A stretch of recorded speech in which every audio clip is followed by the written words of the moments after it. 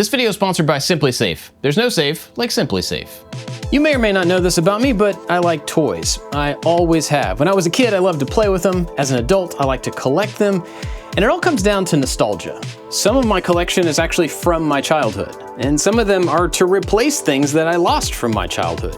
And some of the things are stuff I always wanted, but I actually never had in my childhood. And I keep these things or collect these things because they have some sort of value, whether that's just my nostalgia or because they're super duper rare. But regardless, I kept those things or found those things because they're part of my history, and I kind of want to preserve them.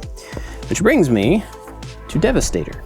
I specifically remember the night that I got this comic book and I was introduced to that character, which is a giant transformer made of 6 other transformers, and the only one I ever had was this. It's Devestator, 6 Constructicons at once! Each sold separately. Now, I never went and found the other 5 transformers that I needed to make the old Devastator because I'm an adult and I've got more important things to spend money on.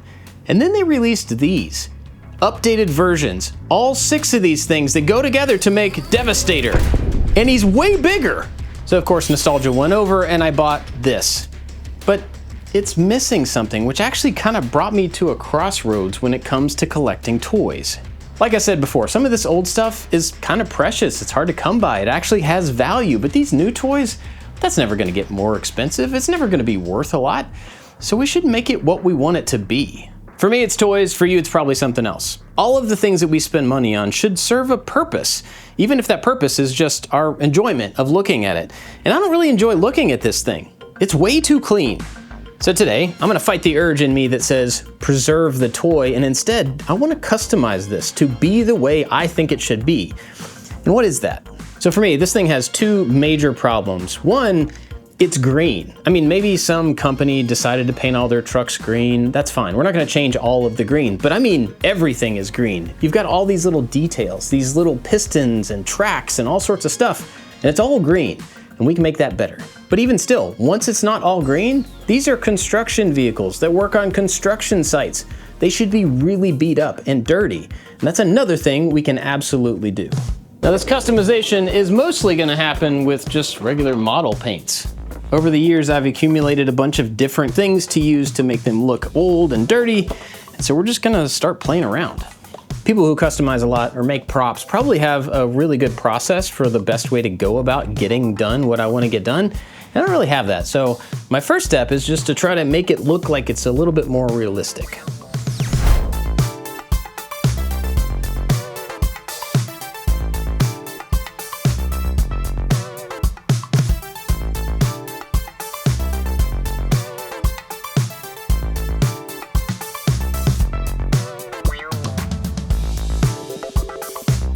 I'm about an hour into this. It hasn't actually been that long. It's been a lot of fun. And the only thing I've used so far is black paint and Sharpies. I've got a wide Sharpie and a fine Sharpie, and you'd be surprised at how much of a difference you can make with just Sharpies, because all of these little details that are in the thing that you can't really see because they're all green, they all pick up the Sharpie, and it's really easy to use. And I could keep going with the same method and actually do a lot more, but one problem I'm running into with the Sharpies is that even the fine Sharpie, it only has 1 line width. So all the lines, no matter what surface they're on and which direction they're going, they're all about the same thickness. And I don't want to overdo it, because if we have lines that are all exactly the same over the whole thing, it starts to look like it's cartoon shaded, and I don't want that. So I think the next step is to continue on in this stage of trying to add detail and realism to the shapes, but switch colors. Instead of black, I want to move on to silver, try to paint a lot of the parts that might be metal, actually silver, and browns. I want to take different color browns and squish them into all the different nooks and crannies and crevices like it's mud that never got washed out. I've got a lot of these different paints of all different colors, but one of the groups of paints I got one time was actually called the Panzer series, and they're kind of like browns and blacks and grays, all for painting tanks that are metal and dirty, so they're actually perfect for this.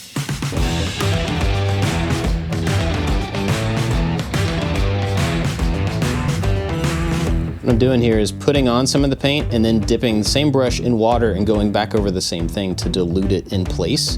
And it helps it kind of like spread out a little bit. It also picks up some of the excess color that didn't need to be there. This video is sponsored by SimpliSafe, which is a fantastic way to secure your home. Not only because they've been voted the best home security system for over 5 years in a row, but also because they have really specific sensors to protect really specific things. For instance, it's wintertime, we got a lot of snow outside, it's very, very cold, and there's a high probability that a pipe could burst. But having a water sensor in your house connected to your SimpliSafe system can give you a heads up if that were to happen. Hopefully it doesn't. And you pick sensors like that and cameras and doorbells by going to simplisafe.com/ILTMS, and you build out a system that's specific to you. Only the things that you need in your home. They ship all that to you in a box, and you can set the entire thing up by yourself with your phone in about 30 minutes. It's super easy. After that, you can sign up for monitoring for about $1 a day so that SimpliSafe can keep an eye on your home. There's no contract, and you can cancel it at any time. On top of that, they've got something called ActiveGuard, where their monitoring agents can see through your outdoor cameras and identify potential threats, people that shouldn't be there, and talk to them through the camera, stopping crimes before they happen. Seriously, SimpliSafe has been something I've been using for well over 10 years. It's a great system and a really fantastic way to secure your home, your stuff, and most importantly, the people in it. Right now, you can get a 50% discount building a SimpliSafe system that is just for you by using the QR code on screen. Go over to their website, check everything out. You're gonna love it. Huge thanks to SimpliSafe for sponsoring this video. Let's get back to it. There's no safe like SimpliSafe. One of the things that's interesting about this to me is that it's really different than most of the things I do because there's no hard end point. There's no specific thing that I'm trying to get to. So I just get to keep playing and adding paint and looking for other colors and stuff. There's really no way to tell when it's done, I guess just when it looks good. And I'm pretty happy with how it's going, but I kind of just want to keep at it. Also, for the sake of the video, I was trying to split up all of the work into a couple of different sections, and I kind of getting ahead of myself and adding some muddiness and some dirt and stuff, and I really want to do that separately. So I'm trying to stay on task and just, you know, color details.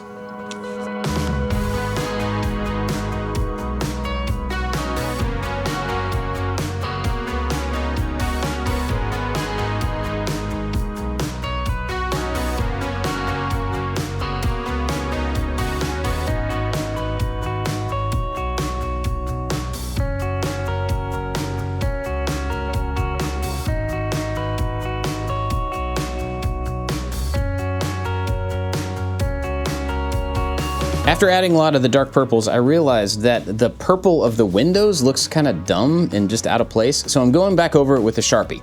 But while I'm doing that, I wanted to tell you about an Instagram channel that somebody mentioned to me. I mentioned this project on our podcast called Making It that I do with Jimmy DeResta and David Picciuto, and somebody sent me a link to Madformers on Instagram. It's somebody who does this type of stuff, but actually knows what he's doing. So if you like this, go check him out. I'll put a link down in the description. Okay, I'm gonna stop right there because I could just keep going on that forever and ever and ever. But the next thing, I actually have to be really careful about not overdoing it. And that is dry brushing, or more specifically, I wanna make this thing look like it's made out of metal, and dry brushing is one of the two techniques that I know.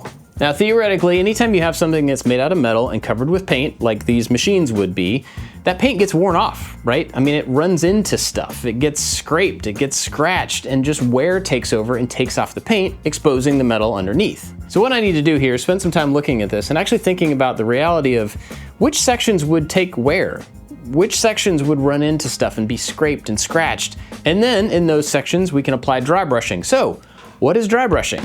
Well, dry brushing is when you take a paint, in this case I'm gonna use a metal looking paint, you put it down on a surface and then you run a brush through it, but instead of like leaving a bunch of extra wet paint on the brush, you then take the brush over to something dry like paper towel and wipe almost all of the paint off. So then when you run it over the edge of something, the strands of the brush just barely drag a little bit of paint, making it look like scratches, like it's revealed the metal beneath the color. So let's try it out.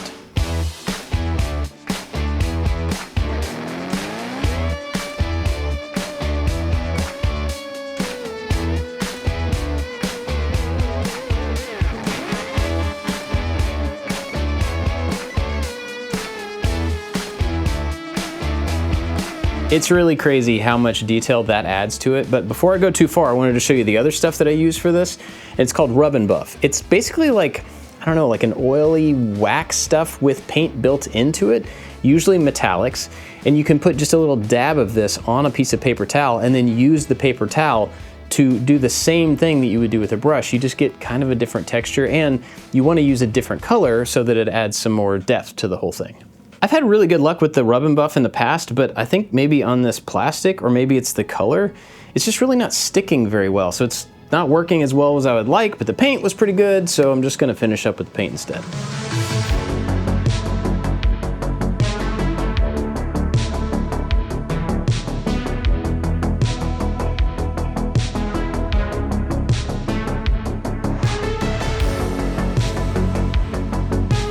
So the first round of dry brushing is done, and I used kind of a gunmetal. It's dark. Now I'm gonna go back with an even lighter silver and just barely do any of it so that I can get highlights.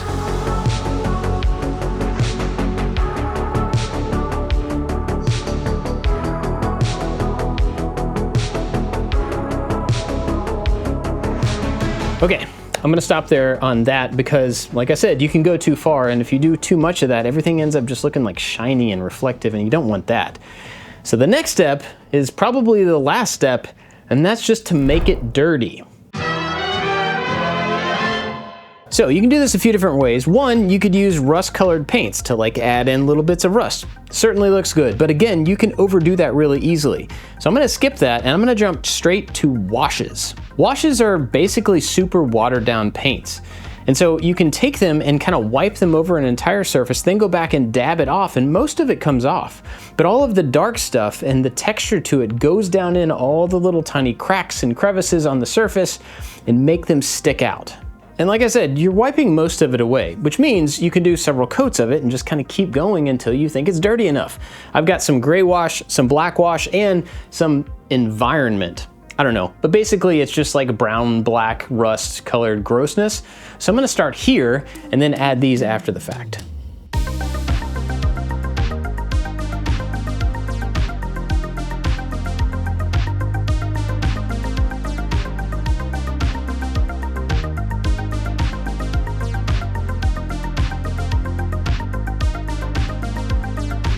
Now at this point, I'm basically just trying to make sure that I don't have any area that has not been touched with some sort of a paint, because that really bright green is just gonna stick out like crazy. And yes, I know rubber gloves are a thing, but it's all water-based, so it'll come right off. I guess another thing I have to think about here is posability too. Obviously, I'm not painting it individually, so if I were to transform these back, they're gonna look really uneven, but I need to make sure that any way that I pose this thing will still look completely weathered. Good thing is it's really easy to find the parts that don't have any paint on them, because man, they look totally different than everything else. It's even a little hit with the wash really makes them kind of disappear and fall in line with everything else. Huh, I think that's it. All right, I think it's finished, but before I show you the final result, I wanted to say a thank you, specifically to the people that listen to our Making It podcast and the people that support us on Patreon and YouTube membership. We call them the Maker Alliance. And the reason I want to say thank you is because YouTube is really fickle. This is something I've wanted to do for a while, and I honestly don't expect it to do very well, so I've been putting it off. But those two groups of people are super encouraging, and they want me to do things that I care about and I'm interested in, and they encouraged me to just follow this passion, even if it doesn't perform. So huge thanks to both of those groups of people. We really appreciate you. If you want to check them out, I'll put links to both things down below. And now, Hey, Bob. It's finished.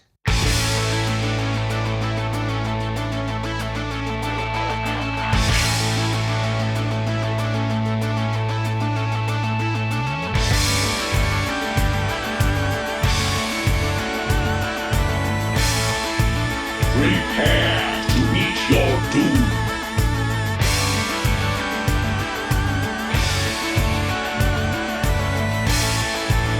Devastator! I love to try different things, and sometimes it's big and difficult, and sometimes it's small and messy. Either way, I'm really glad that I got to do this and share it with you. Thanks for hanging out with me. I'll catch you next time.